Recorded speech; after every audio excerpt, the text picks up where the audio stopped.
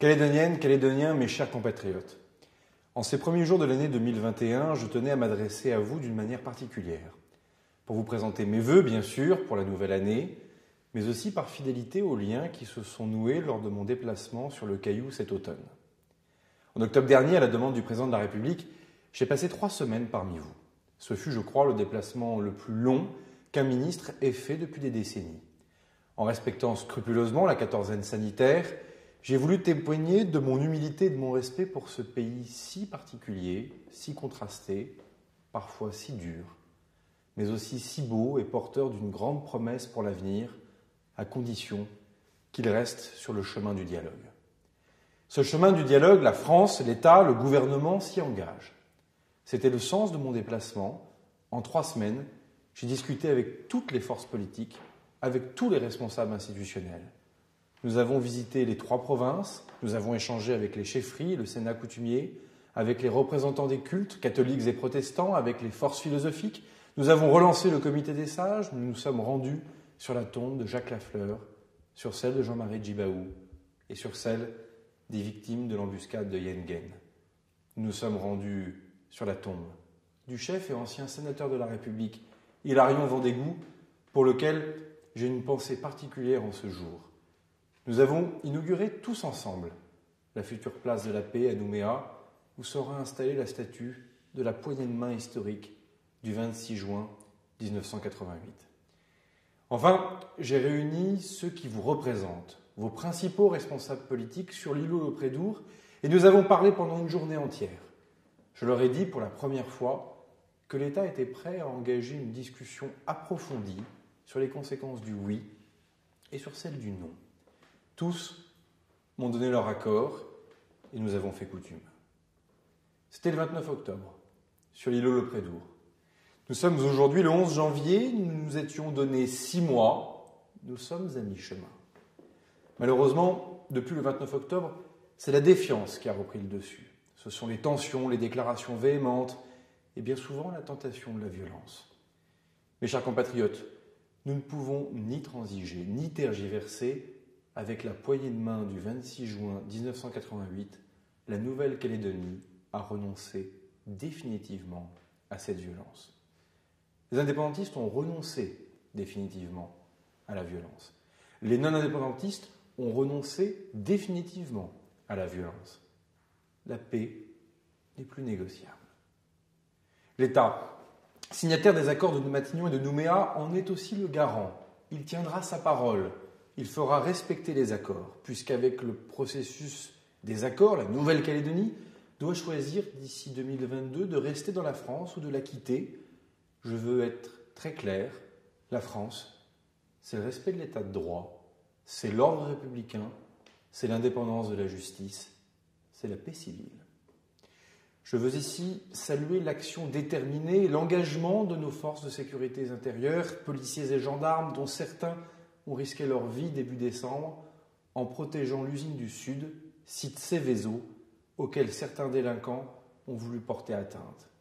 En protégeant l'usine, c'est vous qui le protégez. Je veux également saluer la réactivité de l'autorité judiciaire qui, en toute indépendance, a jugé et condamné les fauteurs de troubles. Ce n'est qu'après mon départ du Caillou que le sujet de l'usine du Sud est brutalement devenu un point de crispation. Ce n'était pas le cas auparavant, les déclarations des uns et des autres après mon départ en attestent. Le vrai sujet, on le sait, c'est évidemment le processus institutionnel. Mais le sujet de l'usine du Sud s'est imposé. Quand je pense à l'usine du Sud, je pense d'abord à vous, salariés, qui y travaillez. Je pense à vos familles, je pense à vous, sous-traitants. Je pense à vous tous, quelles que soient vos origines, qui risquez aujourd'hui de connaître le chômage alors que nous avons un seul seulement repreneur. Les emplois, c'est une des priorités absolues de l'État. C'est pour sauver les 3 000 emplois que l'État a mis 60 milliards de francs pacifiques sur la table.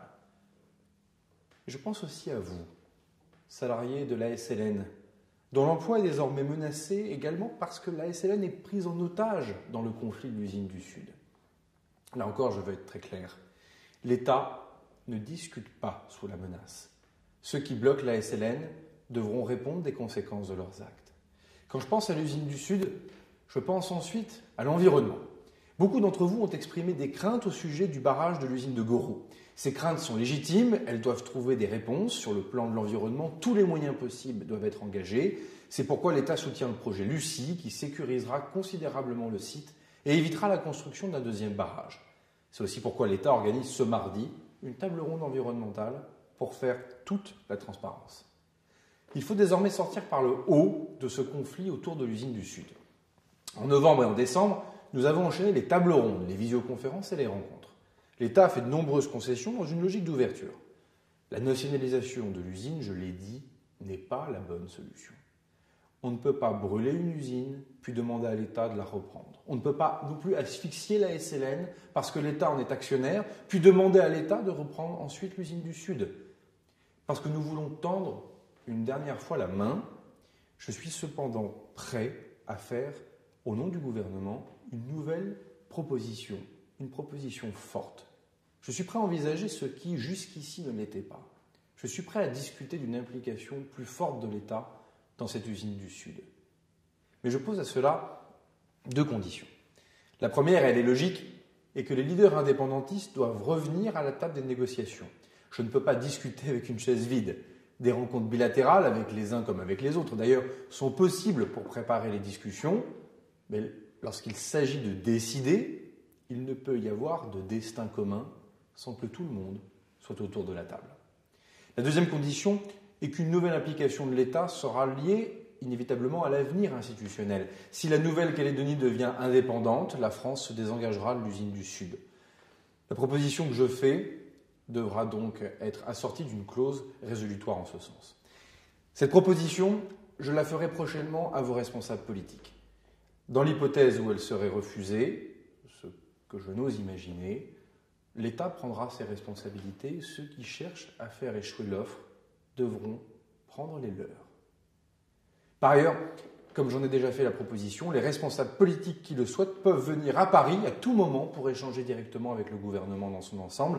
Si le dossier de l'usine du Sud est important pour eux, de même que j'ai fait la quatorzaine pour venir jusqu'à eux, ils peuvent venir à nous.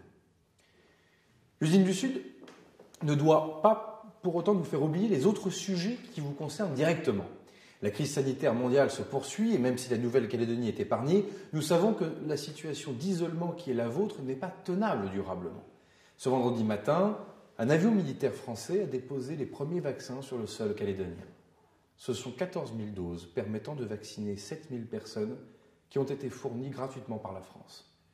J'ai veillé personnellement à ce que les doses arrivent dans tous les Outre-mer au même rythme que dans les départements de l'Hexagone. Je suis donc particulièrement heureux que la campagne de vaccination puisse maintenant démarrer sous l'égide du gouvernement de la Nouvelle-Calédonie, qui est compétent en matière de santé. Avec les pays insulaires qui ont été approvisionnés par les États-Unis, les territoires français sont ainsi les premiers à recevoir le vaccin dans le Pacifique. Mais les conséquences de la Covid ne sont pas que sanitaires. Nous savons qu'elles ont considérablement ralenti l'économie et exposé vos finances publiques. Là aussi, la France est présente, au travers des dispositifs de soutien aux entreprises, représentant au global 25 milliards de francs pacifiques, dont les prêts garantis par l'État, au travers également ce prêt de 28 milliards de francs pacifiques accordé au pays. Mais parce que la France, c'est la solidarité en cas de coup dur, nous irons plus loin encore. Pour accompagner le pays dans la gestion de cette crise inédite, je vous confirme ce soir que l'État accompagnera le gouvernement de la Nouvelle-Calédonie dans la prise en charge du coût de la quatorzaine, selon des modalités que nous devrons définir tous ensemble. Là encore, la France respectera l'esprit de l'accord de Nouméa, solidarité en cas de coup dur, mais respect des compétences calédoniennes. Il vous revient de définir entre Calédoniens la réponse au déficit structurel des comptes du pays. Enfin, je ne peux pas terminer sans évoquer les échéances institutionnelles. Prenons un peu de recul. C'est l'enjeu le plus important. Quel sera l'avenir du Caillou ? Quel sera votre avenir ? À quoi ressemblera le pays dans lequel grandiront vos enfants ? Nous ne pouvons plus repousser.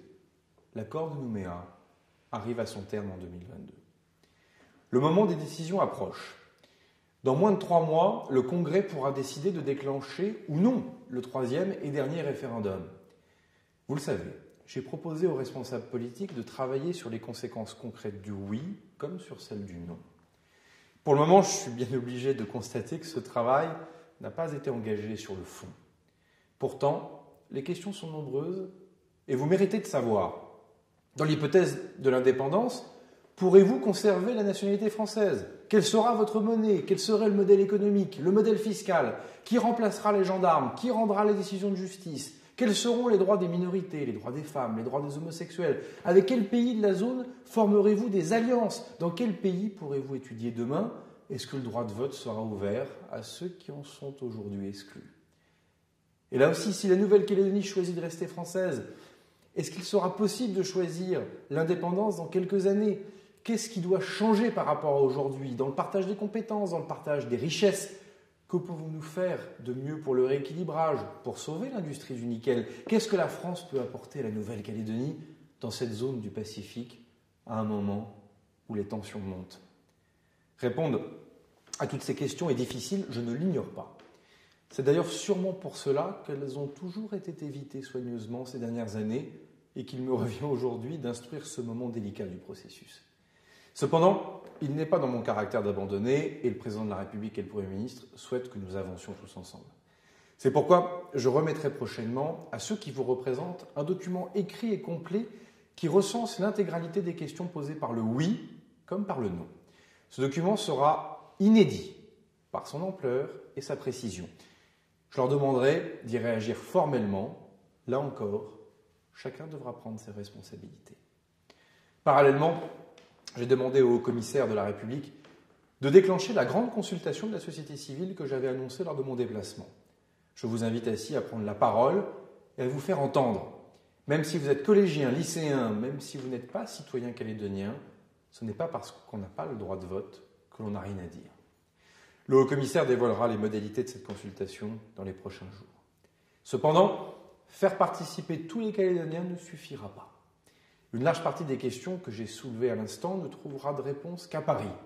Par exemple, l'hypothèse de la double nationalité dépend d'une discussion puis d'un vote au Parlement et donc des forces politiques nationales. C'est pourquoi j'engagerai dans les prochains jours un cycle de consultation avec les forces politiques pour évoquer l'avenir institutionnel de la Nouvelle-Calédonie. Au-delà de Paris, j'engagerai enfin, et c'est un point important, des contacts sur le plan international pour évoquer la situation calédonienne avec l'Organisation des Nations Unies. Nous arrivons à une étape décisive du processus de décolonisation. Le moment est donc venu de tirer les leçons de plus de 30 ans de rééquilibrage, de partage du pouvoir, de construction du destin commun et de partager en toute transparence devant l'ONU les enjeux du oui comme les enjeux du non. Calédoniennes, Calédoniens, que pouvons-nous souhaiter ensemble pour 2021? Il y a tant à faire, je veux garder l'espoir. Certes, il nous reste du chemin, mais le pari de l'intelligence qu'avaient fait Jacques Lafleur et Jean-Marie Tjibaou n'est pas perdu. La Nouvelle-Calédonie est forte, forte de son histoire, douloureuse bien sûr, mais aussi courageuse et singulière. Forte de l'exemple de ses anciens, des vieux, ceux qui n'acceptaient pas le visage que la France donnait à l'époque coloniale et qui se sont battus contre elle. Mais aussi ceux qui avaient choisi le vrai visage de la France, qui ont cru dans la promesse de liberté, d'égalité, de fraternité, et dont beaucoup sont morts au combat pour elle. Forte de ses héritages, de la coutume, des savoirs et de la tradition kanak, forte de l'apport de celles et ceux qui sont arrivés ensuite, pour certains depuis 2 siècles, qui aiment cette terre et qui ont plongé leurs racines. La Nouvelle-Calédonie est forte de sa jeunesse. La moitié du Caillou a moins de 30 ans. C'est pour vous, jeunes Calédoniens, c'est pour votre avenir que nous nous engageons et qu'à titre personnel, je m'engage, moi, qui suis un jeune ministre de 34 ans. À toutes et tous, je souhaite une année 2021 belle, forte et apaisée. Jean-Marie Tjibaou disait, je cite, « La recherche d'identité, le modèle pour moi, il est devant soi, jamais en arrière. » Puissent ces paroles de sagesse nous éclairer pour l'année qui commence. Belle année à tous, je vous remercie.